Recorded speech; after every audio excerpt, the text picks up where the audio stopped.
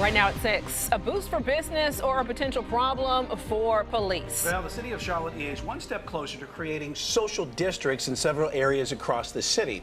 Social districts allow customers to carry open alcoholic beverages on the street in certain designated areas. Supporters say it helps businesses by increasing foot traffic, but there are concerns about the impact that it could have on nearby neighborhoods.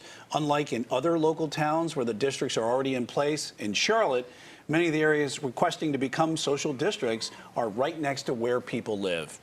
Queen City News Chief Business Correspondent Taylor Young joins us now live from South End. Taylor, you visited parts of the city that are likely to become social districts. What are the people saying there tonight?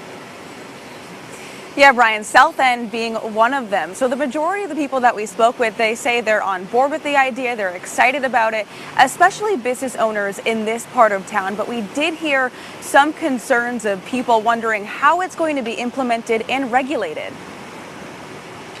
Drinking in the street or in a park, the legal options for alcohol consumers across the Queen City could be growing. I mean, I like that idea just because personally I like being able to casually drink whenever I want, and being able to be in a space like this would be really relaxing.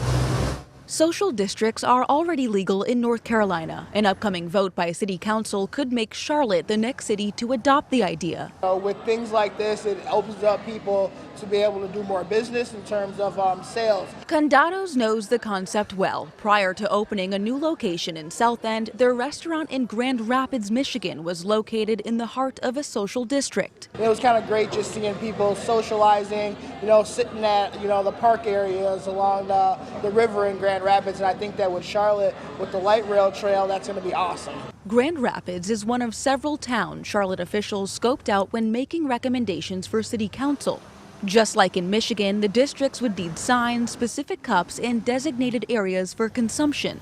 I think my only concern is just overconsumption. So like if we're having these abilities to bring out, different containers, just making sure it's to a certain extent. You never want it to be too much. While neighborhoods like South End, Noda, and Plaza Midwood have already shown interest in the idea, some longtime business owners are concerned over logistics and safety. It sounds like it'd be a lot of fun, but at the same time, I think it could open up a floodgate of people kind of tailgating in a cup and then walking around. So as a business owner, I've got a mixed vibe about how it would actually work out. So Taylor, if City Council approves this social district on August 22nd, what would that mean moving forward? Well, Brian, it would not mean that we'd be seeing these districts pop up within the next day or even a couple of weeks. It's a process. So districts or neighborhoods like South End, if they are interested, they would have to apply and then get individually approved by City Council separately. Brian?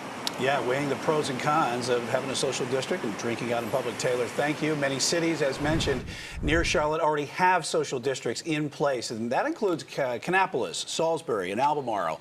Most are in downtown areas.